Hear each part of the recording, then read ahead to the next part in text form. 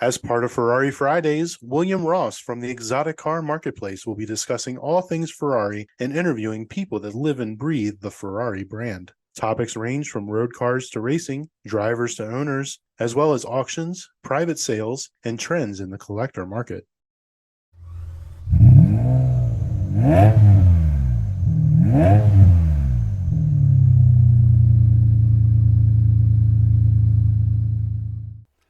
And hello, everyone. Welcome back to the Ferrari Marketplace podcast.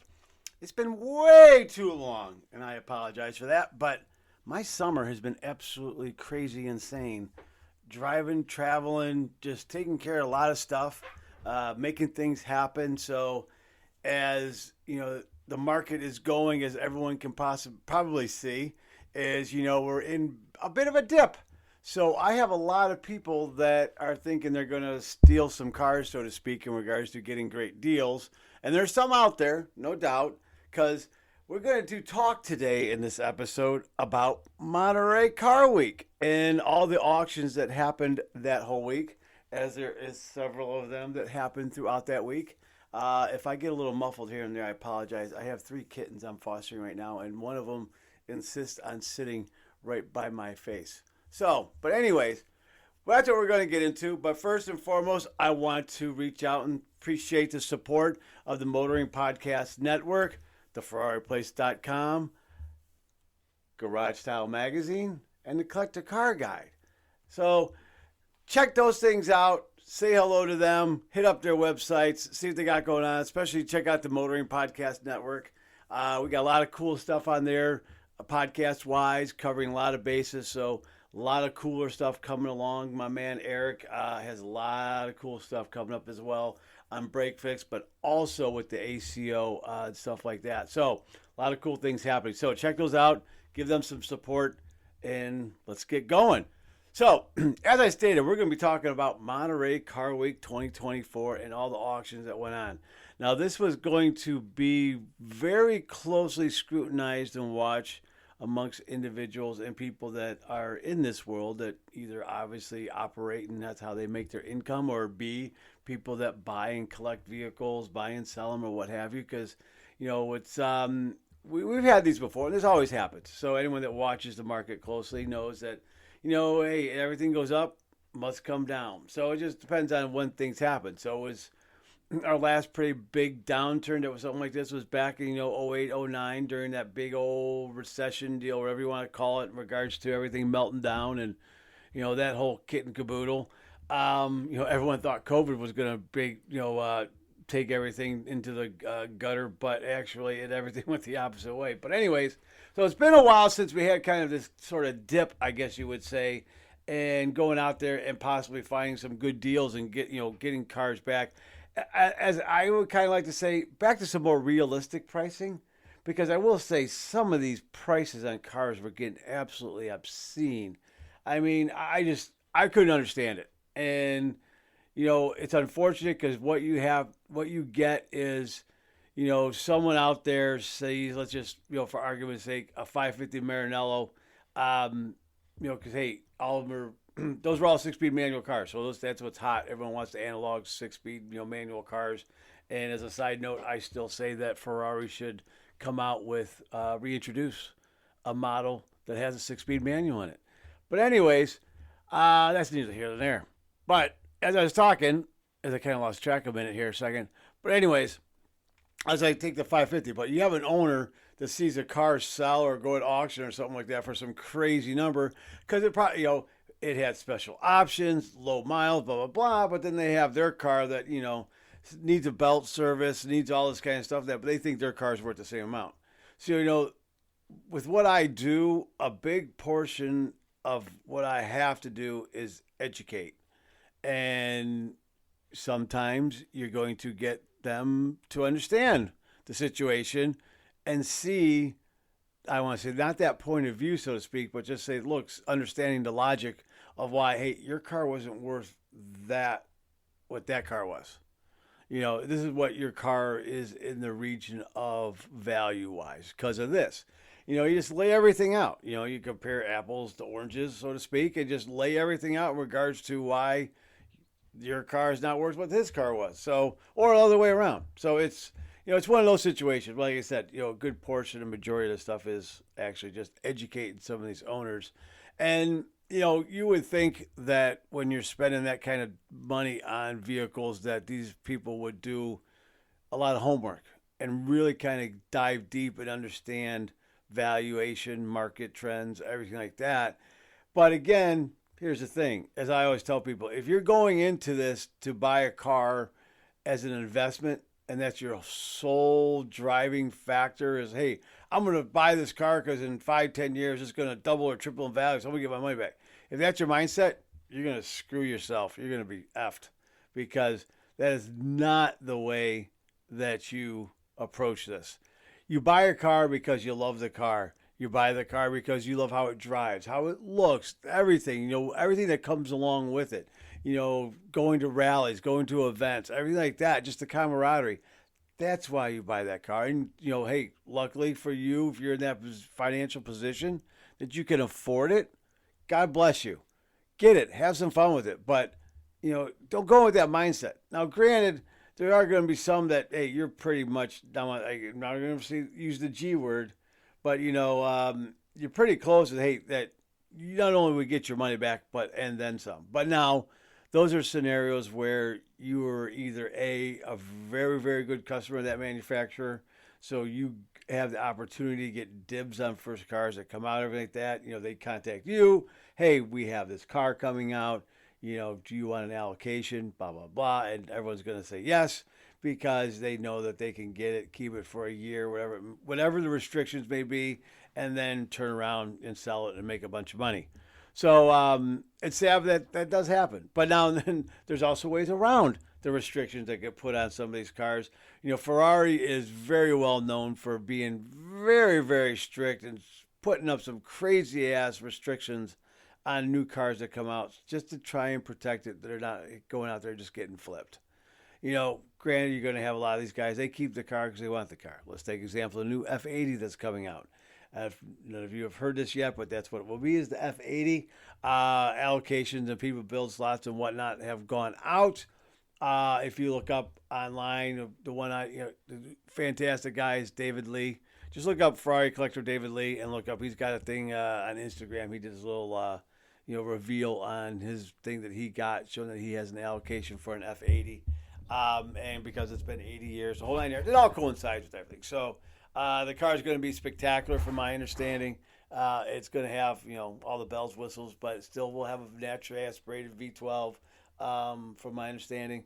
But they're going to have, I believe, hybrid assist, something like that. I'm not 100% sure. I've gotten things here and there on it, but I hate, to speculate because then when you're wrong, you look like an idiot. So I wait till the actual facts come out and see what it is. So, but I'm excited for that. That's going to be a great car. But anyways, we need to get back to what this original thing was supposed to be about. I apologize if I keep rambling on because, like I said, it's been a while and I got a lot to get off my chest. But anyways, we're going to go talk about Monterey this week or this past, 2 weeks ago or whatever the heck it was. I did not go out there. That week that Monterey happens is the week I take my daughter back to college. So this is her second year going back to school. She's going to Kent State. So I try and squeeze it in because she goes back right in the middle of the week. And going out there for days, it's just not worth it. And in all honesty, it's becoming such a zoo out there that, it's kind of tough. You'll enjoy yourself. You're going to see some awesome cars. There's some great events to attend. There's great parties. There's stuff that, are free. There's stuff that you got paid for, but the traffic, just everything. Unless you can afford it, get a bunch of guys together and get yourself something that's close to town, something like that, it's a pain in the ass. Like I, know some guys, they went out there and they were staying almost an hour outside of town, miles-wise, that should have taken them 45 minutes an hour, but it was taking them 2 to 3 hours to get in just because of traffic. And that's not what I go out there for. I don't want to go out there and sit in traffic like that. It just makes for a long, long day. Because you drive in, and then you're there. You're stuck there. I don't know. Maybe it's just me. I'm sure there's other people that feel this way. But, I like to have, knowing that I have an in and out, that I can, if I need to get away, I can either jump in my car real quick, drive for 10, 15 minutes, get back to my hotel room, get back to my Airbnb, or whatever, and just chill and relax. Then come back a little bit later, re-energize and do it. I hate knowing that I'm stuck somewhere. It drives me insane. But it's crazy from what it used to be to what it is now. It's always been very busy. It's always been a great event to attend. And I always tell people, if you've never been, do what you can. If you're a car person, that's definitely the event to go to. This is just absolutely spectacular to definitely, take in at least once in your life because it's really cool. But forewarn you, once you go once, you're going to want to keep going back. But again, it is not cheap. It is not cheap to attend these events. It's not cheap to go to, the Concourse Pebble Beach thing itself on Sunday. You got to allocate, if you want to do it right for one person, you probably need to allocate 10 grand, $7,500 to 10 grand because of, obviously you want to try and split everything, but you got your, unless you can drive out there, but you're going to have a plane ride, car rental, your room rental, whatever you want to have, but it's, where you're going to put your head, food, all that kind of stuff. There's so many of those little intangibles, whatever, so to speak, that you're going to have to foot the bill for, and it can get quite expensive. But it said, could you half-ass it and try to do it on the cheap? Yeah, of course you could. Take a tent, maybe camp out, whatnot. Do it the rough way. You could have some really good content with that. Why not? Do what you do you, but I definitely recommend going. I might not get out there again. I'm going to try possibly go next year, but it all depends. If my daughter, if she's getting her own apartment, which more likely will happen, then that's a whole new ball game in regards to moving her in and doing all that kind of stuff. So who knows? But again, like I said, a lot of stuff you can see online now, everything like that. Granted, it's nice to meet people and network and do that kind of stuff, but a lot of those people out there, trying to get their ego stroked. So, getting things done and whatnot, I don't know. It just gets a little tiresome. I'm 54. It just gets old. It's like, hey, I'll come to your house. What city you live in? Let's just meet up there. I'll fly in, drive in, whatever. We'll sit down, we'll chat, we'll figure some things out. We'll find you a car, get your car sold, whatever. But, all right, enough of that. I've rambled on for almost 12 minutes about a whole bunch of nonsense and everything like that, so I apologize for that. But anyways, let's get on to Monterey. So, for those of you that were watching results, and one thing, and as a side note, and I apologize, I'm going off on a tangent again, is I would wish some of these auction houses, they're fantastic at posting their results and everything like that. The one thing that just drives me nuts that I hate, because you're going to find out the information anyways. It's going to get posted. People are going to dig it. It's going to get found. Just do the right thing and do a style and just post what it went for after sale, post sale, whatever, and hey, what's the high? What did it get bid up to? I mean, come on. It's that kind of stuff drives me nuts. Meekum is absolutely horrible in regards to auction results. You have no idea what it could bid up to. You have no idea what it sold for, whatnot. They don't post crap. So it drives me absolutely insane with them trying to do research or what have you. Luckily, there's a couple sites and whatnot that I guess you say, subscribe to that, shoots me every day. I get results, sales results, auction results, stuff like that. So I get covered, so I have everything. But it's just, for someone that's out there, hey, wanting to do a little own research, it can just be a real pain in the ass. But anyways, getting back to some of these results. Now, I know overall, everything went well. A lot of these auction houses did well. I think it was just a shade under, was it 361 million, I think the total was. Something like that in total for like all the auction houses, which is good. I don't want to say, I think it was an increase, slight increase, whatnot. Maybe I should have done a little more research on this, but I was trying to look all this crap up and it was just making my eyes go cross because I was just getting annoyed. Because you're trying to find stuff out and you can't find it out, and just because, again, why? Just post the shit, all right? Just post it, would you? What's it going to hurt? But anyways, we're going to talk specifically, obviously, about the Ferraris that went across the block. And some sold for a world record price. Some didn't meet expectations. They didn't even hit the low bid, low estimate. They were way under the low estimate. So that's kind of where some of these people were able to kind of, I guess, they swoop in and get themselves a good deal. I guess you could say, because that's the other thing too, not kind of knowing, obviously depending on year. So if you're talking basically a 550, 575, 360, 430, and those cars, whatnot. I mean, I'm sorry, not 430, but the 360, 575, 550, 599 a little bit, but basically cars that when you got to get a service, you're talking 10, 15 grand. Because you got to do belts, everything like that. Some of those you got to pull the motor, all this crap. It's just, it's just a pain in the ass. So, but that kind of stuff you don't know anyways going in or whatnot. So, there's some of these things. Well, hey, it's sold for this, but well, you know what? You're going to have another 20, 30 grand on top of that, just for mechanicals and whatnot to get that thing up to snuff to redrive it. Now, the one thing I've always kind of bantered about with this is, who is it actually getting purchased or bought by an individual to drive, put in their collection, whatever, or is it getting bought by a dealer? I can't tell. I mean, you see it all the time, and I track this stuff and see it, and obviously it's real easy because of VINs and that kind of stuff.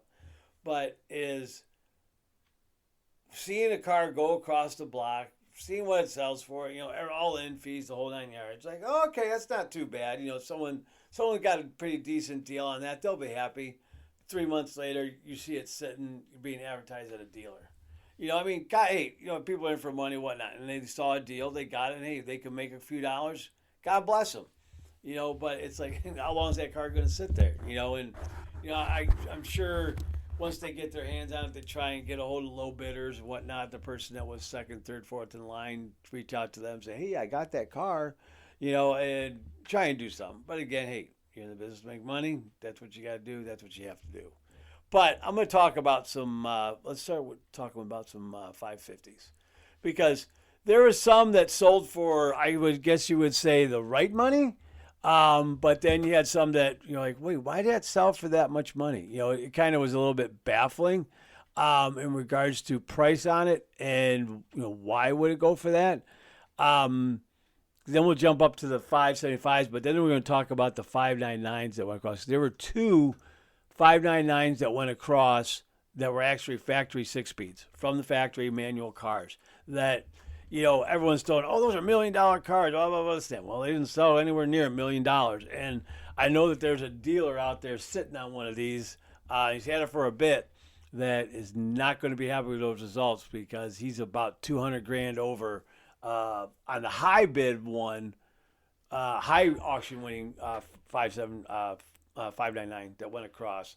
So, because that's just going to be ammunition for someone to come and say, well, look, these two sold just recently at Monterey for this. All in, you're $150,000 to $200,000 over that. And God knows what the guy's got into the car and what he picked it up for. I mean, because the guy is not on consignment. And it's no secret. Just do a search. Go on Auto Tempest. You'll find it. Hold on, let me take a sip of my Diet Mountain Dew. My vocal cords are getting a little dry. But now, let's look at this one. Now, this is a 99 550. Now, it's a very unique color, but it's got interior color that I just despise. I hate tan interior. But this was finished in the blue nard. This was done over at RM Sotheby's. Big fan. I love RM. RM's great. They're good with about publishing numbers, everything like that. So, but obviously being a 550, it's a 6-speed manual, but it only had just under 5,000 miles. So everything was done, the whole 9 yards. Not sure about when the last service was done, everything like that. But, this thing sold, it was at $280,000. So now, if you look at some other recent stuff that's going on, I've seen 550s, obviously more miles, a lot more miles. You're talking, maybe 20, 30, 40,000 miles, going for 125 to 150,000. So, I mean, that's a huge swing. You're talking basically half of what this is. Now, if you drive your Ferrari and you take care of it, you can put miles on it. And, these things, 550, 575, 590, those are grand touring cars, man. Those cars are made to get on the road and just go. Could you have a little canyon carving with it? Of course you could, because they're front mid-engine cars, So, I mean, it's got the handling. I mean, it's not a mid-engine car. It's not a, 360 or 430 or anything like that. But you can still have some fun with it. But those cars are made to get on the road and just go for a drive across country, which in the next few years, we're going to set up. And my man, Eric, you're going to be my co-pilot, just FYI. So, but anyways, this thing sold for 280, low miles, very unique. I hate throwing out the word rare, but beautiful color. Now, the one thing about these, and this was very common with a lot of these sales that was going on, is due to the fact that a lot of these cars, obviously getting shipped into California for the auction, either had to be sold to a dealer or it had to someone out of state had to buy it just because of emission stuff. So out there, as you can see, there's always way work that you buy, you just put it under your Montana LLC, and bang, there you go, you have it. So, anyways, so this thing went for $280,000. Unique color, everything like that. Now, like I said, you go online, you look around, you find stuff that's for sale out there. Like I said, you're gonna be anywhere from the low hundreds on up. So again, it depends on miles, colors, just how well is this thing maintained and everything like that. So let's find that other candidate that I had that was for it. Where'd you go? Oh, here we go. Now, this one was interesting, and because here's the thing. This thing, again, it had, where's the mileage on this one? 21,000 miles. But now it's in the hot color that, and I want to say, David Lee, you're the man that kind of kicked all this stuff off with the yellow. Everyone all of a sudden got this big kick in regards to having yellow Ferraris. I know David, he's got his yellow ones. Now, some of them he had to get repainted because some of them, they did not come from the factory in that color. So he got them repainted, which, hey, have at it. You know what? No big deal. But he's got a 288 GTO that he did up in this color, and it looks spectacular. And I don't know, if you look up some other 288s that were done, there's a black one running around, there's a white one, there's a yellow one that David's got. I mean, it looks great, and why not? Have at it. Have some fun with it. Who cares? It's your car. Do what you want. But anyways, this went by from Gooding. Now, this one had 21,000 miles on it. It had, obviously it's yellow with black interior. It had major service, was just recently done. What does that mean? I don't know, because it's, what's recent to you? To me, recent within the past 6 months. Some people say, oh, it's had a recent service. When was it? Oh, 3 years ago. Well, here's the thing on your services. It's either by mileage or by years. If you go minimum, basically, is every 5 years, if you achieved it through mileage, you need to get your belt service done and get the major service done. Plain and simple. So I don't know what they mean by recent. But anyways, this sold for 212, I'd just say just under 213,000. Now, here's the thing. This is what I like about Gooding. They had an estimate, it was because this went without reserve, of 250 to 300,000. So right there, it shows you this thing went for basically 30 grand under its low estimate, right? Is my math right? 35,000 basically. Roughly about almost a little over $36,000, $37,000 under the low estimate. So that kind of tells you, okay, but why? Why did that other one go for so much more than this one did? Well, I don't know, color, but it's got the yellow. But is it because of the service? I don't know. I mean, that's one thing. So, and again, who's in the room, who's not in the room? Going around, this was a good deal, in my opinion, because of what the color is, recent service, everything like that. And it had an original owner until 2024. So basically a one-owner car. So this thing was stunning, absolutely beautiful. I watched this thing go across, and if I had the pockets, I would have bought this thing because this thing looks stunning in the yellow. It's absolutely fantastic. So that kind of gives you an idea of going through between these, where the one met its low. I didn't go over its high reserve, but it met it and hit it. Now this one, obviously being way under like that was a little, you don't know why. And again, you have all these variables involved when you go, and it happens. Now, look at this one. And this is why, because here's the thing, because this is a 2001 550 Maranello. Estimate $300,000 to $400,000. This went out without reserve. Had just under 3,000 miles on it. Had a recent service, everything done. It was a 2023 Ferrari Club of America Platinum Award winner. So it's got it. But here's a key thing, because not many were built in black on black. So I love this car. This thing is spectacular. I'm a big fan, black on black. But absolutely stunning car. Everything ticks all the boxes, everything like that. $368,000. So, again, miles, color, that plays a role in it. So look at that big swing between basically, none was hugely different across the years in the 550s. They didn't change anything. There was no evolution or anything like that. They're pretty much, from when they got the first ones to the last ones off the line, bam. It's when they do any types of change on it, they just change the nameplate. They change the moniker on the car to something else. Hence, like this, they changed it to 575 when they start doing some big changes. So, but look at that big swing. That was what? Close to $150,000 swing in regards to price between one that, hey, miles, this thing had, was it 18,000 less miles? And it's got the yellow is a very desirable and hot color. So why? I mean, that's just a huge swing difference. But that kind of tells you what was going on out there in regards to pricing. So someone got I want to say a good deal on this, but the thing is, because it was black on black. But again, that scenario, this person, are they going to drive it? Who knows? Because of, hey, low miles, black on black, more than likely, this thing will probably get driven maybe 200 miles a year at best, which is sad because this thing needs to get driven. So, but we're going to go and jump over to 575s. Now, here's the one thing about 575s. As we know, if you watched any my one I did in regards to comparing 550 to 575s, you know that obviously 550s, the whole production run was all manuals, but then when you got into the 575s, they brought in the F1 transmission. So out of the, was it roughly 5,000, just under 5,000, between 4,000 and 5,000, whatever that amount was, production numbers, only 268 of them were actually factory manuals.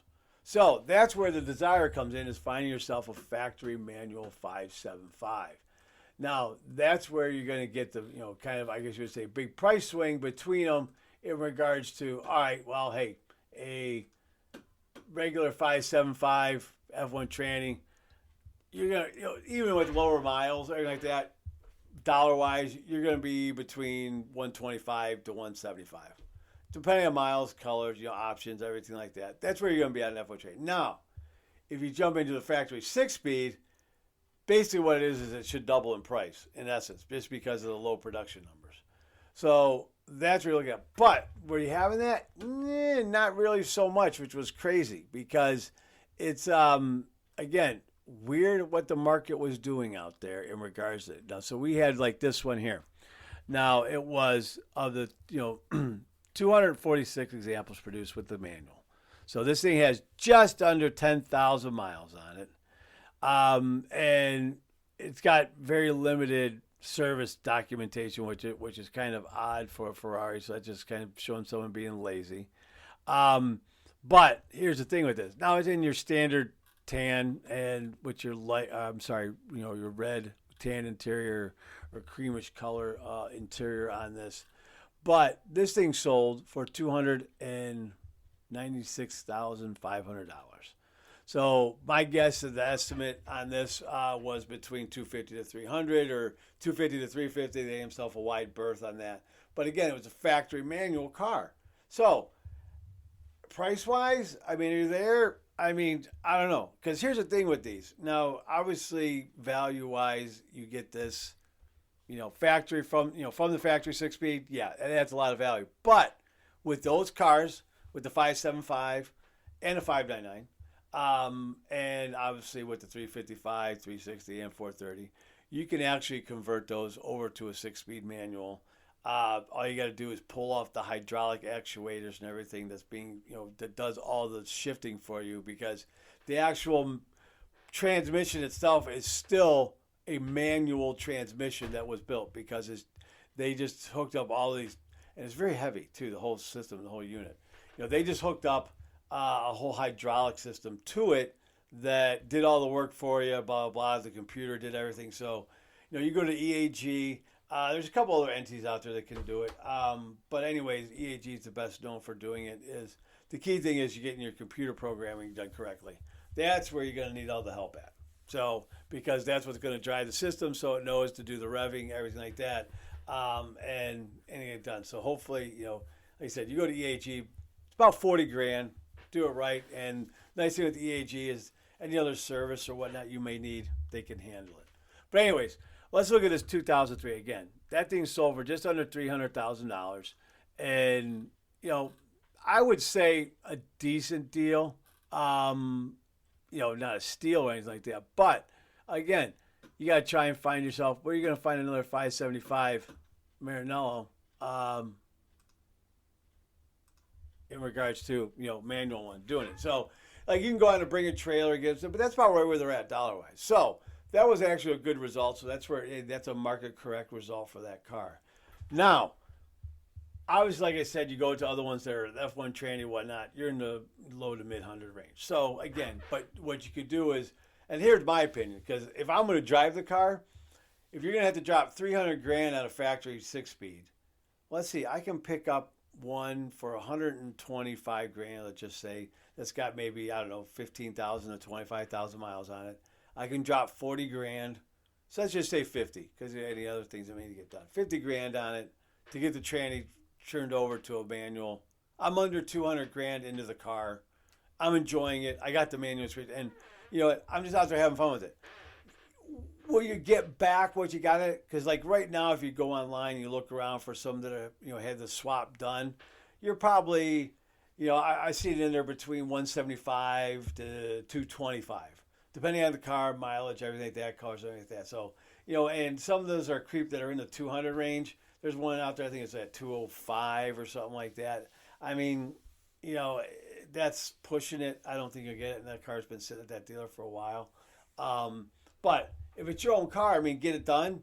The color combination options, everything open up immensely when you're not hindered by having to purchase a factory 6-speed, because one, there's only the 246 that were built, and two, how many are actually out there in the market that are for sale. And so you got to get, your choices get limited, and you can't get picky about it. Someone's like, well, I'm spending $300,000, I'm going to get what I want. Well, yeah, that'd be great, but the problem is you're going to be waiting a long time, or you're going to pay through their nose, or you have to go to an auction, what have you, where it's a little more high profile. So it all depends. But I have my druthers, I'd just be buying myself an F1 tranny one and just do the swap. Now, here's the interesting part. We're going to jump into the 599s, because that's where this thing got very, very interesting. Because, again, with your F1 tranny and your factory 6-speed manual, worldwide, they only produce 30 factory gated 6-speeds, and 20 of those came to the United States. So that tells you, all right, your choices in that are very limited. Now, I know people were throwing around the number on the 599 factory 6-speeds at $1 million, $950,000, blah, blah, blah. So like I said before, there's a dealer that's got one. He's had it for a while, and they're close to that $900,000 range. Now, at this auction, because one was part of a collection that went through, was 2 factory gated manual 599s. So low miles, very low miles, unique color combination, low, like the one I want to say was on 150,000 under it. Another one was like 200,000 under low estimate. Because anyways, this one here that went through RM Sotheby's had just under 1,700 miles. I know the service was done very recently. Everything, the tool, everything came with this car. Everything. So it's brilliant example. Beautiful, stunning. Again, I love the exterior. It's just absolutely stunning car. So, anyways, this thing cost $786,000. So, look at that. Someone is kind of throwing around numbers that, that's $1 million car. It's up there. Look at that. That was basically $200,000 under. I think this one was $150,000 under the low estimate. They had the high estimate in the million range, in the 7-figure range, which is very, very ambitious. Now, these things are spectacular to drive with the manual. Absolutely spectacular. And now, again, here's the situation. You're spending almost over $750,000 on a car that you could go buy with an F1 tranny for 150 grand, 175 grand, depending on miles, everything like that, just the whole 9 yards, that spend 40 G's and get yourself a manual. I mean, why wouldn't you? Right? I mean, if you want to drive it, everything like that, I know a bunch of people. Look, Hoovie's got one. He said the thing drives phenomenal. There's quite a few guys out there that are doing it because it's a great swap to do. It really, hey, you get that, that feel to it, everything like that. I mean, look, by the time they basically went to a different tranny, that F1 tranny towards the end of its life was actually pretty decent. It was changing gears quick, everything like that. They got it down. The early stuff, like in the 355 stuff, I mean, it was junk. I mean, it would take many seconds for it to change gear, to do all the stuff you need to do. But anyways, by the end of its life cycle, or end of its life, it was actually a decent transmission. But there's nothing like driving a front-engine V12 Ferrari 6-speed manual. So my druthers, I had someone say, look, if you're going to drive it. Now, again, this kind of goes back to that other thing I was saying about, don't go into this about, thinking these are investments, what have you. Because that's what a lot of people start jumping in thinking, oh, crap, hey, that's a 5 to 9 is going to be $1 million car. Could it be in 5 to 10 years? Yeah, probably. A factory 6-speed manual, it's going to be probably in the 7-figure range. But it's going to take 5 to 10 years to get there. Market's soft right now or anything. But look at this one that went through at Gooding. They had a low estimate of $650,000. Went through without a reserve. This thing had, let me see, where's the miles on this one? But where'd you go? Come on, tell me the miles. I don't know. I know the miles weren't all that high on this one. But anyways, sold. All in fees, everything, $610,000. So right there, $40,000 under the low estimate.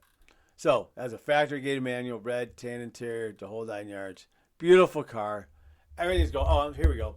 Had less than 10,500 miles on it. All the service documents, everything like that. Again, so it went through our reserve, so it was selling. So, whatever it got. And there you go. Out the door. Someone got themselves a heck of a deal on that. See, look at what you saved there. You saved close to $200,000. I mean, a little bit less, what, $180,000 by buying a car that's got, 8,000 more miles on it than that blue one, factory 6-speed manual stuff. That was a great deal right there. That was a heck of a buy. Now, again, it goes back to that poor bastard dealer that's got one sitting there that he's got selling for, I think it's close to $900,000. You know what? Here, let me. Where's Auto Tempest? Let's look up on Auto Tempest now, because I haven't looked this thing up in a long time to see. He might have pulled it just because of the fact that went through, and he's like, oh, crap. I can't be selling it for that because no one's going to come buy it. But let's see here, 599. If you don't use Auto Tempest, use Auto Tempest. I go on Bring a Trailer. I go to Bring a Trailer every day, multiple times a day, and I go on Auto Tempest at least once a day myself. Just, hey, what's out there? What's available? What's being sold? Has anything gotten posted new recently? So let's see here. We're going to sort this by highest price. Let's see here. All right, here we go. Yep, look at this. We have one on here, 2011, 599, factory manual. I'm sorry, that's a GTO. They got it mislabeled wrong. So that's another GTO as well. The GTO going for almost $1 million. Great car, everybody don't get. But all right, here we go. This one, 2007, got just under 6,000 miles. So almost like a charcoal black interior. But this one's a factory 6-speed. $815,000. So it's not too far off of the one, but this one, he's knocked down the price a smidge from when it first got posted. They said, I keep track of all these things and, in regards to what's going on to get price alerts, that kind of jazz, blah, blah, blah. But again, some of these are a little ambitious with price, because you got a 2010, just under 11,000 miles on here, white, black interior. They're asking 270. I think that's a little way too ambitious myself. And like this thing's April 3rd, Tuesday. Yeah, these things have been sitting at these dealers for a while. These guys are just like way, way too ambitious. You just go down, get something that's a little bit older, and you can get yourself a good deal. Like here's a 2008 at Marshall Goldman, just under 18,000 miles, 163 grand. There you go. Negotiate, haggle with them. You probably get it for 150. Like I said, you drop in your 50 grand all in for your tranny work, whatever needs to be done. You got yourself a manual, 200 grand. Look at that. So all said and done. There you go. Wham, bam. Thank you, ma'am. So anyways, back to our next thing. I'm been gabbing for a while, but as you can see with the 599s, that was an interesting one where some people were way, way high in regards to what they thought these things were going to go for. And I honestly thought they were too, but hey, the auction speaks. When the number hits, the number hits. Now we're going to get into the upper echelon of the more, I guess you say, the expensive Ferrari stuff. A lot of stuff didn't sell. Some stuff got moved after the fact, but a lot of stuff that was about $2 or $3 million and up did not sell. So it was kind of interesting. I don't know if it was ambitious in regards to, owners just setting too high a reserve, what have you. I don't know, but a lot of stuff just didn't go. A lot of the older stuff, like from the 50s and 60s, does not sell. Now, I will say that there were some gorgeous 275s that went across a lot. There was that 67 alloy 4-cam, that white one that went across. That thing was absolutely stunning. That went for all in, I think it was just under 5.6. That thing was just a spectacular car. Where'd it go? I had it here a minute ago. I don't know what I did with it. Anyways, but you also had this 500 Mondial Spider by Pininfarina that went for just over 2.8. Said so. There was quite a few big numbers that went, but there's also quite a few big numbers that didn't sell, and that can really kind of throw your results askew in regards to your auction results and what have you. So. But the one that I kind of wanted to focus on, my kind of thing, like I said, was that 275. There were two on there that went, and where'd they go? Because there was the alloy, there were two, and it was interesting because one was a 66, one was a 67, one was a 4-cam, one was not. The 66 was not. It was a 6-carb. But that one sold for just under 3.5. But then the Nart alloy body by Scaglietti went for just a smidge under 5.3 million. So I mean that tells you the big swing in regards to 4-cam or that. Now, because when you get into the 4-cams, they're obviously a lot less built. That was in the some 66 have them, but all 67s were the 4-cams. So, but that kind of tells you. But the body, the racing history, everything, that white one had a lot of provenance to it. But he said that thing went for some great money. Testarossas are starting to jump back up and start kind of getting that following. Now, that has a lot to do with, the people that grew up Miami Vice area, what have you, bam.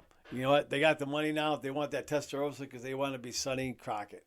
So that's going on. But now the one big one that went was that the Cal Spider that just went over a little over 17 million. Now that car had a great provenance, fantastic car.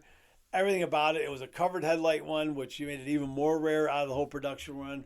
That thing was spectacular. Some great videos online with that car. Just some absolutely stunning stuff with that. Then there was the 59 that went for just a smidge over 5.6. Now the one I was kind of surprised by was that F40 Minty 40 that was painted that mint green color. That only went for just a hair under 1.8. Now, I know, the color change, everything like that, the whole 9 yards. And my thought, I think it's got some, what were the miles on that thing? What does it say? I can't remember.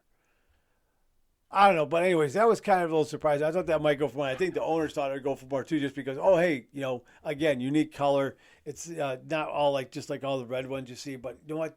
It's an F40. When you see a red F40, you see a red F. They're gorgeous. So I mean, I don't think you really need to change color on that thing to say, hey, look at me. But anyways, that one was a little bit surprising. I thought that was going to go for some more money. So someone got themselves a heck of a deal on that. Now, here's the one thing is going back to the original coloring thing. It's pointless now because you'd have to find a specialist that's going to be able to do that, because with the weave, everything on that, that takes that delicate deft touch to that, and to know how those things got painted out of the factory, because when they got painted out of the factory, they were very, very light coat. And a lot of people complained. They got the car, they thought it was a shit paint job. They sent them back out and got them painted again. They put too much paint on it. So trying to find ones you see the weave, everything like that. But the one we're going to end this whole conversation on is the the F50 that sold for the world record price of just over $5.5 million. Now those things are just going up, going up. Those in the Enzos are going up in value. But those F50s, they only did the 349 of them. There are only 55 original cars got delivered to the U.S., so that makes it even more rare. The thing only had just a little bit over 8,500 miles, but naturally aspirated, manual car. I mean, just absolutely stunning. That right there would be an investment grade car if that's what you're going in for. Again, you can keep your miles down, whatever, but that would be a car to get your hands on if you're looking for something. And it ain't cheap, but my guess, in 10, 15 years, that should be a $10 million car easily, if not sooner. But that was a great sale by the owner. The owner made out fantastic with that. And then again, the person that got it, because if you go, I'd say on the off-market side, everything's at 5.1, 5.2. Everything's above that. So obviously in that 5.5, you got your fees and everything in that as well. So off market, everything like that, in that 5 million range, that's about where theirs are going. So I think it was a market correct sale actually, and it being a record breaking price at auction. There you go. Now, understandably, it's all that's public numbers that are published that can give you, oh, that's a record price, blah blah blah. Well, you never know what goes on behind the scenes, because a lot of people, hey, you sign NDAs. Hey, you're not going to kind of disclose what was, your client, what they bought it for, and what have you. It just doesn't happen. So, but anyways, I'm going to wrap this up because I've been talking over 45 minutes, and I kind of just wanted to get all that off my chest in regards to Monterey Car Week, all the stuff that happened. It was very, very interesting because what's going on in the market. So some stuff sold way under. Some stuff sold market correct. One or two here or there, very few kind of surprised people. But it just kind of shows you where everything's at right now in the marketplace. So if you got the means and the wherewithal, I think, to get your hands on a 550, 575, something like that, a 360, 430, what have you, definitely step up. I would do it now because you're going to find some great pricing on these things now. And like I said, you're going to have that argument. Some people think it's blasphemy, it's sacrilegious to change up the transmission on a car that had the F1 train to a 6-speed, but you know what? It's your car. Do what you want with it. If you're going to drive it, have at it. I don't see like an F40, F430, 360, anything like that that's got the F1 tranny. It's not going to increase in all that much value having that F1 tranny. Now, if you have the manual, yes, there you go. It's a safe bet. But if you have a car that's had the F1 tranny originally and you get a 6-speed manual put in it, just have fun with it. So anyways, I'm going to wrap this up. I appreciate you guys listening. I know it's been a long time. Now that we're winding down summer, I should start being able to get more of these out and get these things going. So I'm going to send this over to my boy Eric. He's going to get everything all cleaned up, make it sound pretty, make me sound better, make me all nicey nice. And we'll get this thing out there. And like I said, hopefully, I'll get off my ass and can squeeze in and start doing more of these. So again, thanks for listening, guys. Check out the other episodes we got for the Ferrari Marketplace, but also definitely go on the Motoring Podcast Network and check out what other desirable podcasts we got. Show us some love and support, guys. We also got the YouTube channel out there as well, so that's kind of growing because I got some cool things coming. I'm heading up to Wisconsin here in a couple weeks for the Ferrari Club of America's annual get-together. But I'm also going to hit up something new that I've never been to. It looks really cool in Indianapolis. I'm way up. I'm kind of doing this weird route, like hitting up Artemobilia. So that's going to be cool. So a lot of cool things coming on the YouTube channel. But also, like I said, I'm going to get off my ass and get more of these put out there. So again, guys, I really appreciate it. Any questions, thoughts, suggestions, whatnot, shoot me an email. It's just william@theferrarimarketplace.com. Thanks, guys. Have a good one. Till next time, keep the right side up.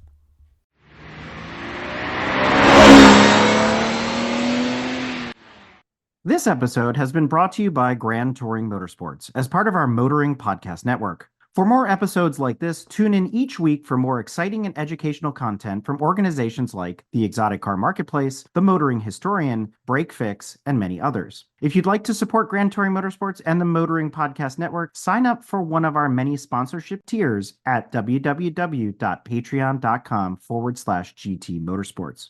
Please note that the content, opinions, and materials presented and expressed in this episode are those of its creator, and this episode has been published with their consent. If you have any inquiries about this program, please contact the creators of this episode via email or social media as mentioned in the episode.